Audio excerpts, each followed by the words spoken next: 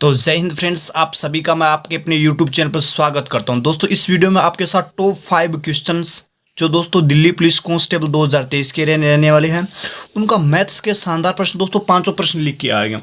दोस्तों ये प्रश्न मैं आपको इतने छोटे तरीके से और इतने इजी वे से समझा दूंगा कि आप रियल में सोचोगे कि यार ये तरीके भी हो सकते हैं। लेकिन दोस्तों आप चैनल पे नए तो चैनल को सब्सक्राइब अपने को जरूर कर लेंगे, क्योंकि दोस्तों इस चैनल पर अभी आपको आने वाले 20 से 30 दिन एग्जाम तक कंप्लीट मैथ्स और रीजनिंग के टॉपिक मिलने वाले हैं। और दोस्तों जैसे ही एग्जाम स्टार्ट होगा तो मैं एग्जाम के आए हुए प्रश्न भी मैं आपको करवाता चलूंगा। तो दोस्तों देख सकते हो दोस्तों, मैंने आज इस वीडियो में आपके लिए 5 प्रश्न लिए। दोस्तों मैं उम्मीद कर रहा हूं अगर आप तैयारी कर रहे हो तो दोस्तों आप इन प्रश्नों को एक बार हल करने का प्रयास अवश्य रूप से करेंगे। चलिए दोस्तों, इनका इतना छोटा और शानदार सॉल्यूशन बताऊंगा कि आप खुद कहोगे कि वाह, ऐसा भी कोई सॉल्यूशन हो सकता है। देखिए प्रश्न को पढ़िए। ऐसे हर एग्जाम में, हर शिफ्ट में आपको, दोस्तों मैं यहाँ लिख देता हूँ कि हर शिफ्ट में आपको इस प्रकार का प्रश्न मिल जाएगा। तो दोस्तों ये शानदार प्रश्न है कि भाव 20% बढ़ा। अब दोस्तों मैंने इसमें सीधा लिख दिया कि भाव 20% बढ़ा। हो सकता है एग्जाम में आपको प्रश्न इसको बड़ा कर दीजिए कि एक गृहिणी के गेहूँ खरीदी थी, उसके भाव में, गेहूँ के भाव में 20% की वृद्धि हुई, तो उस गृहिणी को अपनी खपत में कितने % कमी करनी चाहिए जिससे कि उसका खर्च न बढ़े। दोस्तों प्रश्न सिर्फ और सिर्फ यही है जिसकी लाइन बढ़ाई जा सकती है। तो दोस्तों इसके लिए एक शानदार प्रश्न, ये एक बहुत ही शानदार कॉन्सेप्ट बताऊंगा। तो दोस्तों 20% की वैल्यू आपको पता होगी, मैं उम्मीद कर रहा हूँ फ्रैक्शन वैल्यू है 1/5। दोस्तों मैं उम्मीद कर रहा हूँ कि 20% की फ्रैक्शन वैल्यू 1/5 है, ये आपको ध्यान है।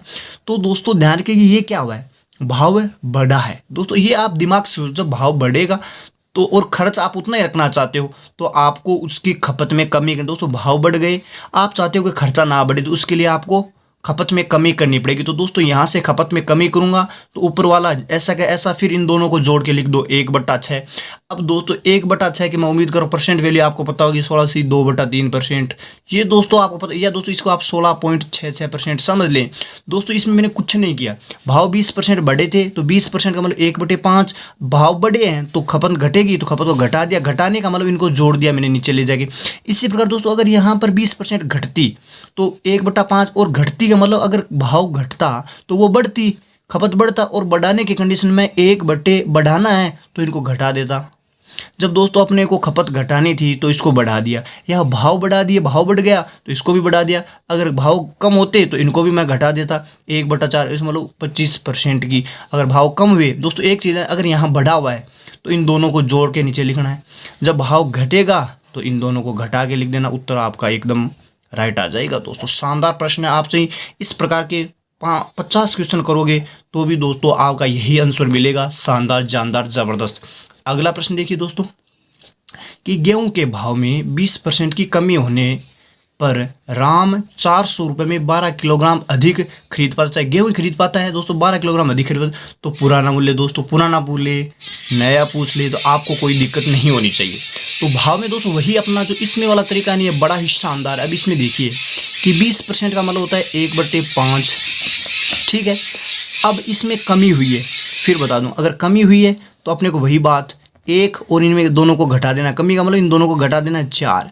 दोस्तों 1/4 जो ये आएगा उसमें तो सीधा अपन निकाल रहे थे कि ये कमी आएगी, लेकिन देखिए उसमें ऊपर वाले हमने ऐसे जैसे यहाँ पर बढ़ा तो मैंने बढ़ा दिया था, और अगर घटता तो घटा देता तो वही उत्तर बन जाता। लेकिन दोस्तों इसमें क्या भिन्न में उत्तर आता, जैसे 1/6 16 से 2%, ये उत्तर हो गया। अब इसमें 20% थी तो कमी हुई थी, तो मैंने 20% को पहले ऐसे लिखा, कमी को ऐसे लिख दिया। अब 1/4 की वैल्यू सवाल में ये जो 12 किलोग्राम लिखी हुई ये है दोस्तों, तो 1/4 की वैल्यू अगर 12 किलोग्राम है तो मैं उम्मीद कर रहा हूँ 1 की वैल्यू कितनी हो जाएगी, 12 चौको 48 किलोग्राम। ये क्या है, ये दोस्तों पुरानी खपत आती है, इस फॉर्मेशन से, ये फॉर्मूले से खपत आती है, पुरानी खपत है।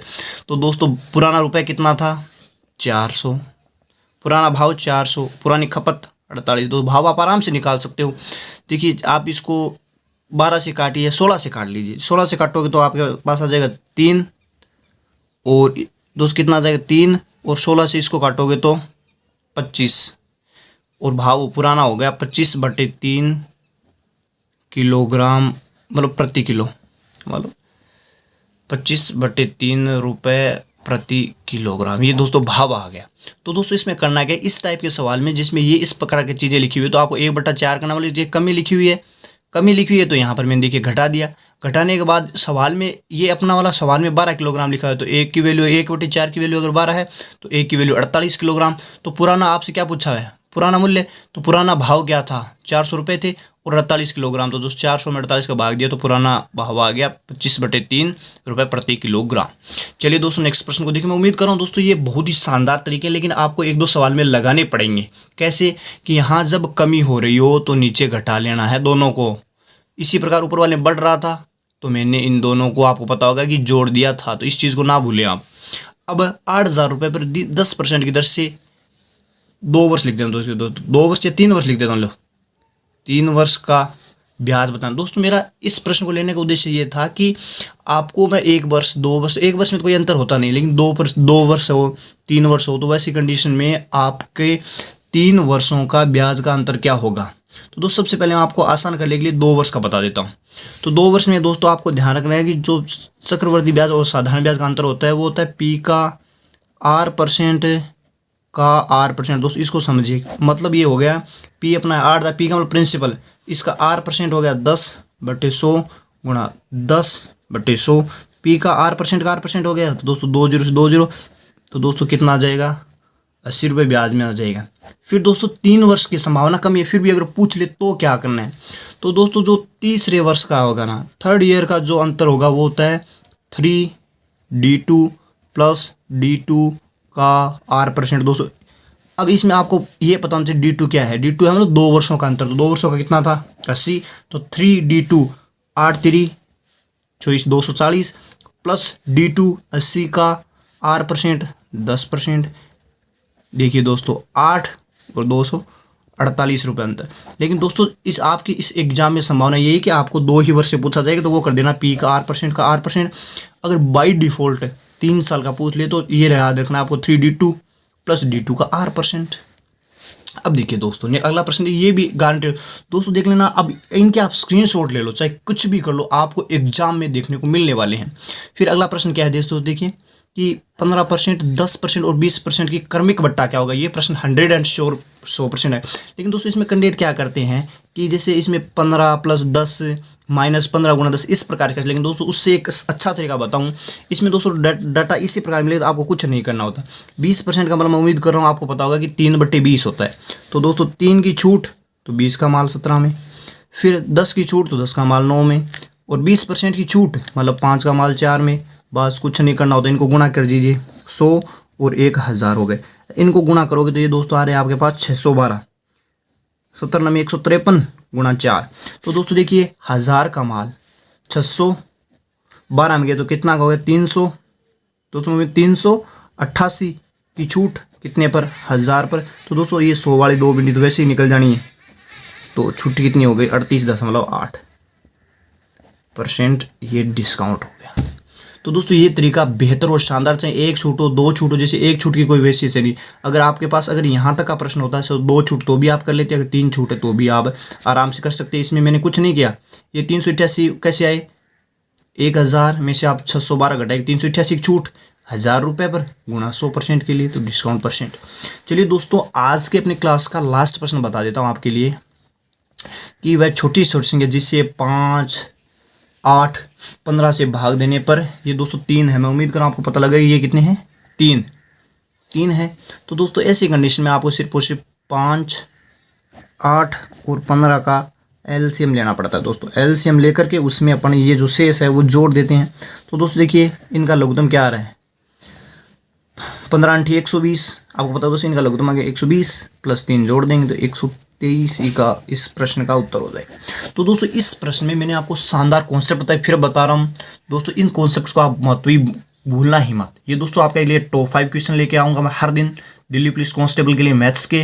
दोस्तों मैं पढ़ा रहा हूँ, मेरा नाम है शिव कुमार, जो कि दोस्तों मैं दिल्ली पुलिस और अभी रेलवे में जॉब कर रहा हूँ। तो आपके भविष्य को मद्देनजर रखते हुए मैं ये सीरीज़ लेके आया हूँ। आप चैनल पे नहीं है तो सब्सक्राइब जरूर कर लेंगे। पहला प्रश्न भाव बढ़ने का था, मैंने बोल दिया अगर भाव बढ़ रहा है और खर्च वो बढ़ाना नहीं चाहती, खर्च न बढ़े तो खपत में कमी कितनी कमी। और दोस्तों ये बढ़ा है 20% बढ़ा, तो मैंने फिर जोड़ दिया 1/, मतलब 20% का वाला होता है 1/5, तो मैंने जोड़ दिया 1/6 बना दिया। दोस्तों ये रहा 1/6% में पूछे थे 16 से 2/3। अगर यहाँ 20% भाव घटता तो मैं इनको घटा देता, ऊपर तो 1 ही रखता और बट्टे में इन दोनों को घटा देता तो मेरे पास आ जाता 4, तो 25% हो जाता। इसी प्रकार दोस्तों यहाँ देखिए भाव में 20% कमी होने पर 400 रुपये में 12 किलोग्राम अधिक गेहूँ खरीद पाता तो पुराना मूल्य। तो दोस्तों मैंने वही किया, फिर 1/5 अगर भाव में कमी हो तो मैंने घटा दिया 1/4, लेकिन सवाल में दी हुई है 12 किलोग्राम, तो 1/4 की वैल्यू 12 है, तो 1 की वैल्यू होगी 48। पुराना भाव पूछ रहा तो टोटल मूल्य 400/48, तो ये रहा 25/3 रुपये प्रति किलोग्राम। फिर दोस्तों अगला नेक्स्ट प्रश्न था कि 800 रुपये पर 10% की दर से CI और SI का अंतर क्या होगा। अंतर पूछा हुआ है, चाहे 3 वर्ष या 2 वर्ष। दोस्तों मैंने दोनों बता दिया। अगर 2 वर्ष का पूछ सिर्फ और सिर्फ 2 ही वर्ष का हो तो देखिए P का R% मतलब 8,000 का 10% 80 रुपये अंतर हो जाता। अगर पूछ रहा है तीसरे वर्ष का या 3 वर्ष, ये तो दोस्तों होता है तीसरे वर्ष का, एक होता है 3 वर्ष का, तो ये दोस्तों 3 वर्ष का है। 3 वर्षों का अंतर पूछे तो 3D2 मतलब 2 वर्षों का अंतर प्लस D2 का R%, जैसे दोस्तों मैंने आपको निकाल के बता दिया। फिर दोस्तों मैंने चौथा प्रश्न आपके लिखा था एक क्रमिक बट्टे का, जिसमें 15%, 10%, 20% का बट्टा था। तो दोस्तों इस प्रकार आपको पता होगा कि 20% की वैल्यू का मतलब 15% का होता है 3/20, तो 20 से 17, 10 से 9, 5 से 4। ये दोस्तों उम्मीद कर रहा हूँ आपको फ्रैक्शन वैल्यू आती होगी। तो दोस्तों देखिए 1000 का माल 612 में दिया तो 388 की छूट बट्टे 1000 गुणा 100 38.8। और दोस्तों आज की क्लास का अपना जो लास्ट प्रश्न था वो तो वो छोटी छोटी, जिससे 5, 8, 15 से भाग देने पर 3 शेष बचे। तो दोस्तों मैंने आपको बता दिया कि इनका LCM +3, तो 120 + 3 130, 73 हो गया। तो दोस्तों मैं उम्मीद कर रहा हूँ ये कंटेंट आपके लिए बिल्कुल 100% ज़बरदस्त रहा होगा। तो दोस्तों आप इस चैनल को सब्सक्राइब जरूर कर लेंगे। दोस्तों इसमें यह है कि आपको मैं कंप्लीट मैथ और रीजनिंग और पेपर की डिस्कस बताने वाला हूँ।